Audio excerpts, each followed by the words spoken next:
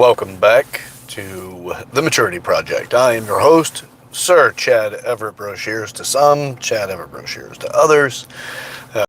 Alright, what I'm talking about today is, again, the majority of what I talk about is from my own experiences, what I've done in order to develop, my growth, how it's helped me overall in my life. And how it's helped others is I've talked to them and I've had people get, almost hostile with me over not continuing to make videos like this and to continue a conversation that gives them opportunity and hope. So if that's something you're into and you like it and you just like to be able to polarize the position of your mind in the beginning of the day or whenever, and you need to get a little reprieve from wherever your mind has been, try something different, see if you get a better or different outcome that's, potentially getting an outcome that is preferable.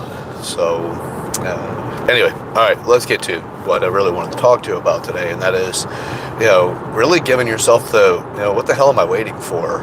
And from conversations with people and then my own experiences, I've realized that a lot of times we're waiting for the perfect moment. We're waiting for the right thing that just gets us to take that step. The right situation or circumstances around it, and several variables about that we're waiting for. Like we're looking for, I've got to have a certain amount of money, available. I've got to have, this next, got to get this promotion, or when I get a house, or, dieting's an easy one to get to, or quitting smoking or whatever. Those things all are there. You have the structures that support that reality that are current when those thoughts are there. And a lot of times we don't consider when you change, perspectives, you put yourself into situations or circumstances that you really aren't that familiar with, which is typical of taking the path of progress towards, achieving your goals. We really want to have the ideal circumstances available. You'll have your own little checklist if you've really put effort into making change, where you're like, when these things line up, when my kid gets to be a certain age, or when I finish writing my book, or, just you pick it, right? It's whatever yours is. There's so many that are out there that causes people to delay. So what that is it's also a version of saying, well, I'm waiting for the cavalry to arrive. I've sent out, messengers to bring people in to help me. I'm putting it out there, good vibes only, and, The Secret, and will yourself into the next level, or to will yourself into your goals. And, if you don't have clarity about what your goal is or what you want to achieve, it becomes harder because you can't communicate that well, and you often won't even communicate it well with yourself. So we've all had that experience where we wanted something, we wanted it, you get it, and it's not what you really wanted. It didn't turn out to be the thing that you're really into, the thing that you really, really wanted. So, as a kid, it was toys like that for me. As an adult, it has to do with my goals, what I want to accomplish. The majority of my life, in my young adult life, I wanted to be over 200 pounds. And I'm like, and these things are going to be the benefits of being over 200 pounds in a fit level, right? Like the difference in, having low body fat and a high functional body, being what I wanted, but not having the full details about that, and how, if, let's say I did a significant amount of bodybuilding to achieve a size gain, not realizing that once I achieved that level, there's areas of my life that was losing functionality. So range of motion or stability of the joint within certain movements, affecting, acuity or the accuracy of movement and the pinpoint precision that I had whenever I did more functional exercises versus the mass gaining exercises, or creating the mass gain lifestyle that brought my physical weight up, things like that. And then when I've achieved it, and at my heaviest is 230, and on my frame, being that I'm 5'10" and a half roughly, 230 pounds is a good size. I was pretty satisfied with it. But what came with that was eating a lot more, My workouts had to be a specific amount of time and also had to be on a certain degree of the weight, rep ratios, things like that. Not that it was a problem necessarily, but not being aware of the actual demand on your nervous system to put yourself through conditioning to put on weight like that. So there was quite a bit that was involved with it that I didn't have the total understanding of what that was going to be like. Once I achieved it, though, then I had the discomfort in the body, how, just being that heavy had its own sensation on the body, the feeling and realizing that I had that much body to move around, things like that did have an effect of sensation on me that had a resource value. My attitude about how I carried my body, things like that, all of it did. And I'm not saying I was a jerk or going around, being some arrogant, pompous person. I just realized that my perspectives about my capacity had changed. Strongest that I've ever been, things like that. So then there was the next step, which is how I started calculating my environment and how I would behave with it. And the instance of some rudimentary basic thinking where I'm like, I could pick that up, or I could carry that or whatever. And that was kind of more of the application to it. I wasn't wanting to be bigger just solely because I liked the idea of being bigger. There was some attached values to it, some things about me being the second to youngest child. There were multiple things that was involved with the way that I felt that was getting exercised. The things of my history and my past that was getting to come to the surface, and then I could actually get the moment of realizing something significant, something of long-term intention that I didn't realize that I even considered that I wanted anymore. So a lot of things like that came up that I wasn't prepared for. I didn't think about that stuff. I thought about the way my clothes would fit and how I physically would feel overall, just being that strong, and what other people would say. That was still a part of my thinking process, and it is part of our thinking process, as much as most people would say, I don't care what other people say about me. Well, there's some exercise you can do to realize that you actually do care what people say about you. It's how you manage what your experience is about what they say. It's how you be about what you've heard them say about you. That's the piece that's there, right? So some people look at it all as a positive, desirable, but that's also building a constitution of that in their psyche over time. So it's fascinating to get into those kind of thoughts, because people are like, hey, they adopt these cliches. I don't care what people think about me. I really have never met somebody who didn't care. It's just how much they allowed themselves to care once the care trigger had occurred. The awareness that there's something to care about, just in that in itself tells you that there's more to it. So not being aware of what's there is a big part of the reason why we don't act. We also don't have the structures in place to take these new skill sets, this new behavior, to the point of assimilating it fully into your life. That's challenging because of all the other variables necessary to prop that thinking process up. You've got to go through your different emotional states that help associate. If you have the strong mindset, you're going to be a certain way, and behavior change. You have a very strong mindset about it, and then when that opportunity is tested, where the opportunity to test that mindset has occurred, you're practicing being different.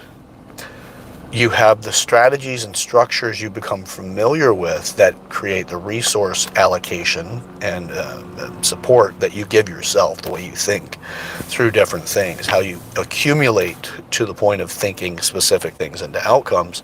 Your confidence about yourself, there's a confidence about your abilities, or your personality. There's the variables that go into the confidence about yourself that are detail valued, that can really open up some doors if you understand that it's not just when people say, well, you're self-conscious or your confidence is low, specifically of what particular attribute is confidence low, and what do you do with it? Is it a shame burden that you carry, or is it something you're aware of and you're going to put effort into developing it? So we have all of these things occurring in the instance that we're making these changes in our life. And we tend to shy away from it without the amount of what we would consider to be appropriate guidance and support. So we have a lot of reasons to avoid making change. But most of the time, it seems like it's just waiting for the right person to show up, the right support to show up, to win the lottery, whatever it is. And we keep waiting. Before you know it, you've waited, 6 months. You may have waited a year, 5 years, 10 years, 20 years, your lifetime. You're just not willing to take the chance. And my advice for people that want to make change is be okay with being wrong and for failing. Be okay with that. Look at failing like going to the gym and exercising. And, in the beginning, it's going to be really uncomfortable, typically. I mean, it's interesting because it shouldn't be uncomfortable to fail.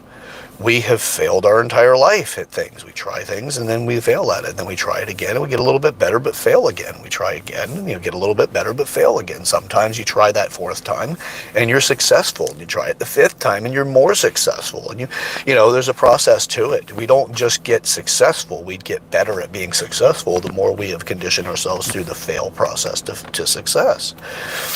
But if we hide behind it and think that it's bad and it's going to look horrible or emotionally you can't tolerate failing in a specific place, you're going to avoid those changes as well.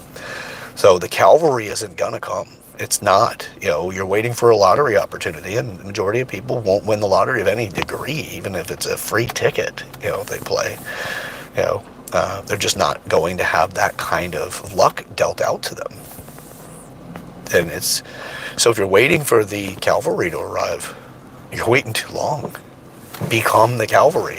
What happens is, if you look at it from the way that I see things, to use more analogies to help build towards this, is just like any force that used the cavalry or that uses them. It's not as common now because commonly, the cavalries with horses and things like that, but that's not exclusive. There were other aspects to what the cavalry stood for. But commonly that was a major aspect of it and feature, if you will, or requirement to call it a cavalry. So you had people that they learned a specific, they're like, okay, well, I can go into the service, or I have to go into the service, depending on the timeline. Then you have, okay, well, you've got in, but what are you going to be good at? And then there's a skill set assessment as they go through training. They get into being suitable to be a soldier. And then they start exhibiting, specific skills. And let's say, again, in the horseback thing, they show skills that they're capable of riding a horse or communicating with the horse. And then they have the abilities, and they start conditioning that. But that had to occur out of a need, but there's structures that are put in place to develop that particular skill set.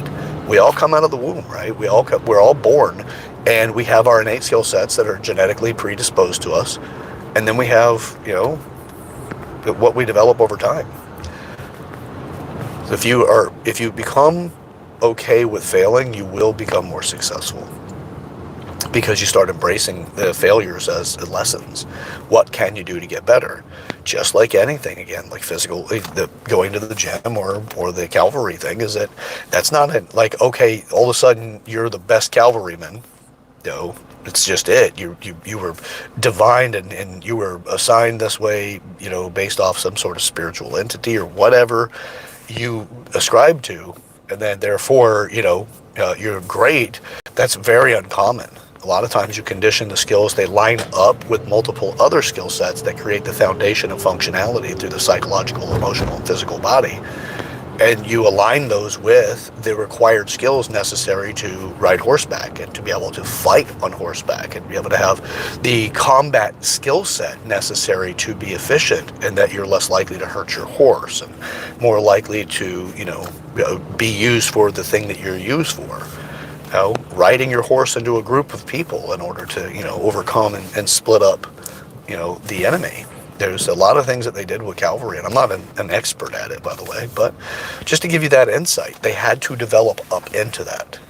Going to the gym, when you first step in the very first time, is going to come with several failing symptoms, things that people want to avoid. And the more ignorant you are about what you failed at, the more likely you are to take that as a permanent sign of some sort, or some sort of sign to you.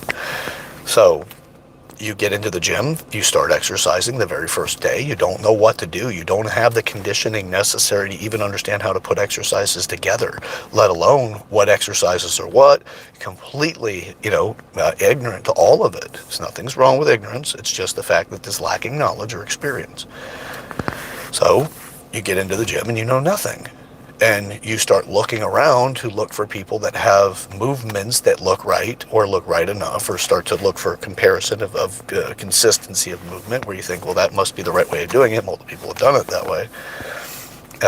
You start conditioning yourself. What comes with that is the potential of looking bad because you don't know what you're doing.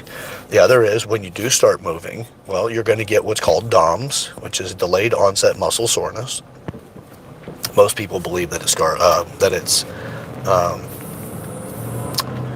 they think it's lactic acid. It's not. But anyway, that's a conversation to go into at another time. But so lactic acid is during the workout. That's part of the Krebs cycle. So the short end of it, it's more scar tissue built up on the microfilm, your muscle fibers. And anyway, you break it up, and it's the sensation of releasing scar tissue. But all right, enough about that. That's nerding out a little bit. But you get in there, you're uncomfortable. You don't even know if the discomfort will come along and stop. But you do know that your body is not in the shape you want it to be, and you're working towards something. Whether that shape is health, because it's a shape, if you will, or you in shape. Being in shape on a bigger picture has to do with your health on top of your physical abilities and the way that you look overall aesthetically. Multiple things are the in shape concept. But you have a shape you want to be in that you're not in. Uncomfortable. You don't know necessarily what things to change in your lifestyle, but you're starting, and you work your way up. So I became a professional in the fitness industry to the point that I fixed businesses, and I learned how to fix businesses through the fitness industry predominantly. Now I'm doing it outside of that. I do it for other companies, and it's pretty fascinating what you can, once you learn patterns, how those things work in other industries, and what variables you need to look for and how to develop that. But anyway, I'm sharing these things with you because you can do this in your lifestyle, in your life itself, and it can branch out beyond that, because it will. How you do anything is how you do everything. So you have the uncomfortable experiences of exercise, from DOMS to you don't know how much water to drink, you don't know what kind of foods to eat, what times a day to eat.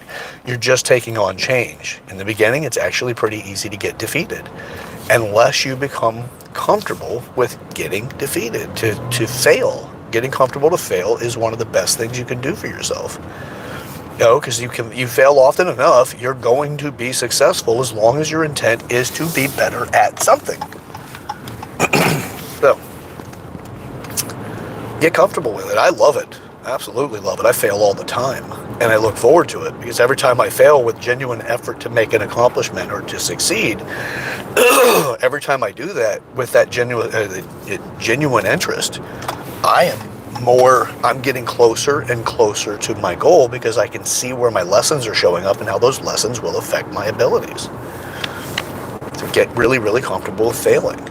If you do that, your desire to wait will dissipate. You'll likely get to the point, I'm not trying to rhyme there, but you'll likely get to the point that you become comfortable with, because you start seeing failing as lessons.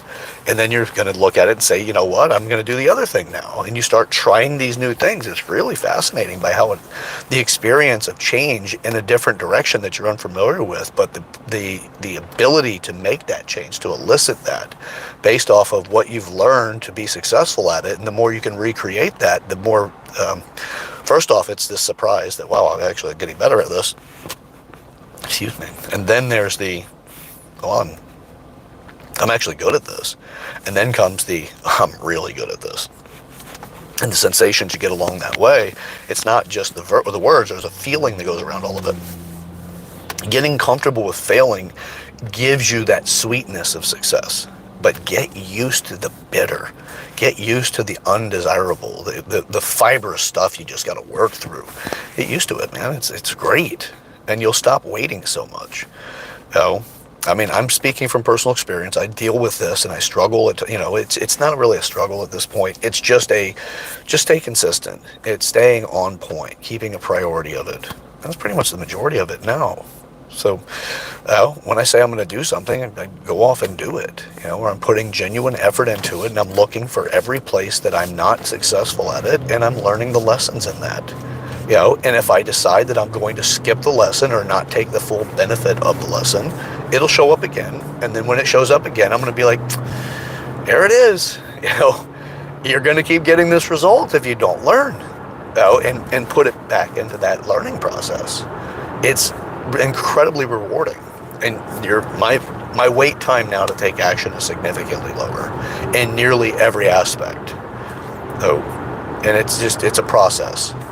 Take that as advice if you like. Use this as best as you can. If you do like this channel, please like this episode and subscribe to the channel. Also, share this video with people in your life, specifically the ones that you want to start a conversation about change with.